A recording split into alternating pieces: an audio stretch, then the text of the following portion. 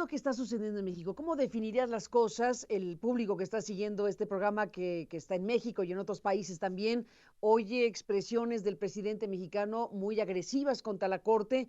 ¿Qué se está jugando y qué sucedió en la Corte? Mira, en realidad lo que estamos viendo es una expresión de frustración, pero que tiene una deriva autoritaria muy peligrosa. Estamos en este debate en la Corte porque el pueblo de México no le dio a Andrés Manuel López Obrador y a Morena el permiso de cambiar la Constitución. Para que eso suceda, tendría que tener los votos en la urna y en el Congreso para poderlo hacer. No los tiene. Y en lugar de acudir a la construcción de acuerdos, ha acudido a la peor ruta autoritaria para intentar hacer un fraude a la Constitución, modificar leyes menores y entonces cambiar las reglas del juego. En este caso, estamos hablando de las reglas electorales y del modelo de comunicación política.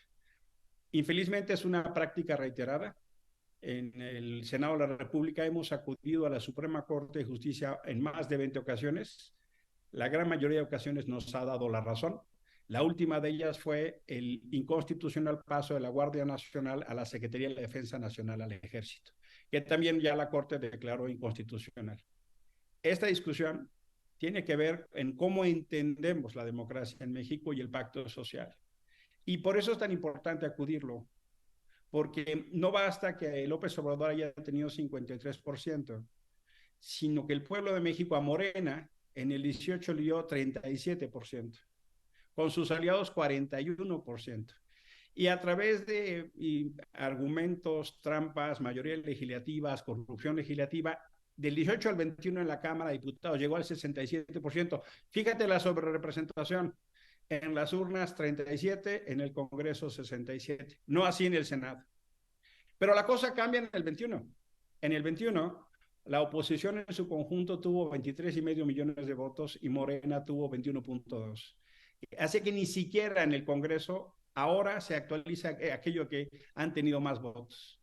De manera, Carmen, que lo que queda muy claro es que la democracia no solo es cuántos votos tiene el presidente, sino el permiso que te da el pueblo de México para cambiar o no la Constitución. En el primer periodo hubo algunos acuerdos y se lograron reformas constitucionales importantes. Pero en el segundo término del gobierno, lo que estamos viendo es una deriva autoritaria muy peligrosa, porque Andrés Manuel López Obrador y Morena han decidido esencialmente romper el pacto democrático, han intentado cambiar las reglas electorales, se los dijimos en diciembre del año pasado. Si ustedes proceden de esa manera, vamos a ir a la Corte a tumbar, no solo por procedimiento legislativo, como fue el caso ahora. La Suprema Corte ha invalidado, ha declarado inconstitucional la primera parte de este plan B, y se llama plan B porque no pudieron hacer la reforma constitucional. Por eso se llama plan B. Vendrá la siguiente discusión que tiene que ver más con el modelo de la autoridad electoral. Pero lo importante acá es entonces cómo entendemos, perdóname, cómo entendemos el pacto democrático.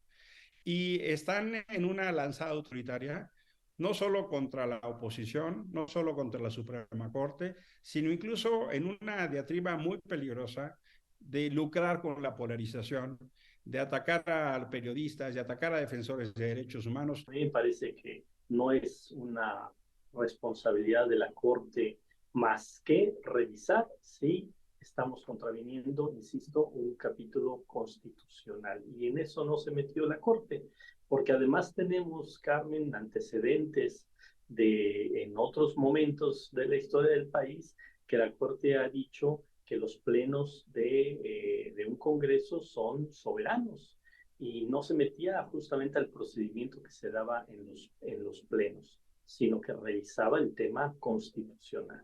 Ahora, hay que ver de fondo qué está en juego.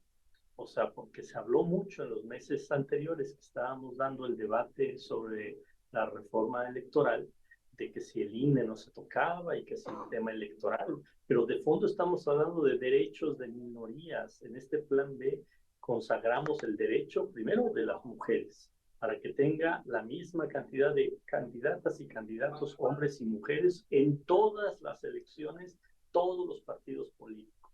Le estamos dando derechos a minorías LGBT, personas con discapacidad, migrantes, afromexicanos, jóvenes, hoy pues están en vilo sus derechos políticos. Le estamos dando más derechos o más posibilidades de que voten los mexicanos que viven en el extranjero, los más de 20 millones de mexicanos que viven en el extranjero, hoy también están en vilo sus derechos políticos. Personas postradas que también le estamos dando alternativas para que puedan votar, pues hoy también queda en vilo ese tema, y muchos mexicanos que están en prisión, que todavía no han tenido una sentencia, que por lo tanto sus derechos políticos están intactos, no pueden votar.